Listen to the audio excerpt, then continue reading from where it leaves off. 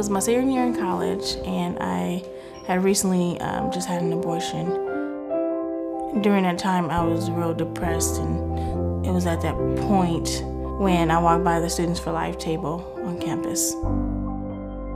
I met Jessica on the first day of school. One of my club members had a wonderful tent that we set up over the table. I was walking to the table with a friend of mine. I remember very vividly passing them information about our club. It was a little slip of paper. It said, "Join Students for Life at Sac State," and it had our email address. I just felt the need to write an email to Meghan. I just told her, I had an abortion a couple of months ago. I felt like I made a mistake, and I want to help other women not make that same mistake. I could tell from her email that she was hurting inside, and we actually initially contacted Students for Life to find out what to do. She introduced me to Rachel's Vineyard. I started coming to the Students for Life meeting. I also remember talking with her after each club meeting, just a long discussion to be, to help her grieve through that process. We studied together, hung out together. We became mutual friends with a lot of each other's friends. I remember after a while, I texted Meghan. She basically wanted to cut off contact with me, which was very strange. And I knew something was wrong. I found out I was pregnant, and I felt bad because the first thing that popped into my head was to have an abortion. Here it is, I'm trying to help other women not make the same mistake, and I'm found in the same predicament as I was before. I was trying to get where she was, trying to get the address. I was hoping she wasn't at the abortion clinic. I just thought the worst thing, and so, she's calling, but I'm not answering because I didn't want to deal with it at that time. Finally, she would tell me that she would meet with me after her work day. And the next day after work, she came over and we gave each other a long hug and we talked all day. And that was the beginning of all-day talks for a while.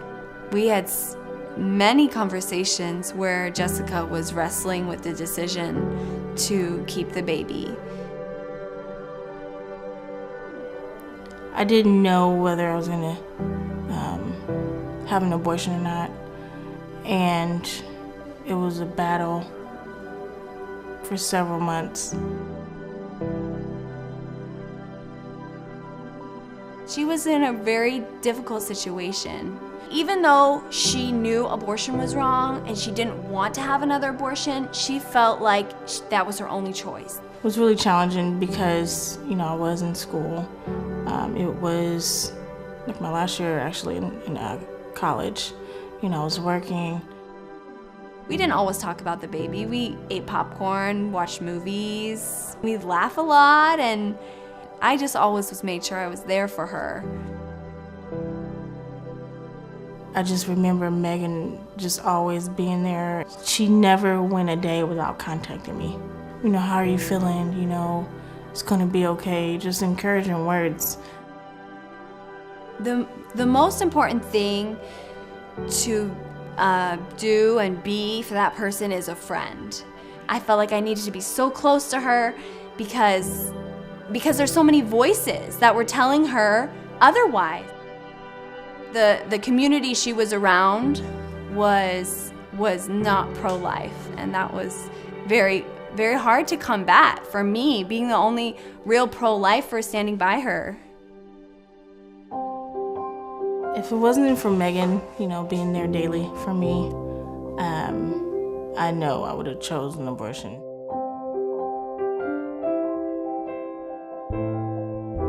She was his voice. She fought for his life. I just knew I wanted Meghan to be Stefan's godmother. I don't know how to describe it. It was very emotional though. I was there when Stefan was born, and I started crying. I started crying, and I had to leave the room. It wasn't real until that moment, like, wow, we did it. Like, he's here, you know, he's alive. All I could do was just look in his eyes and, you know, I was hugging him and kissing him and, you know, really glad that I decided to choose life, and thank God for, you know, letting me keep him.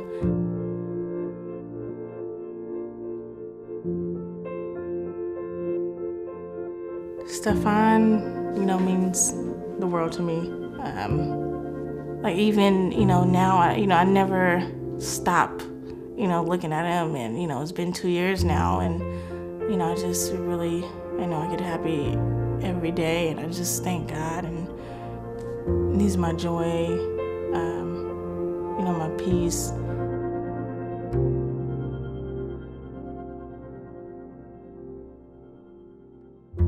Even though the situation wasn't how I planned, you know, just choosing life, just, you know, it's just indescribable.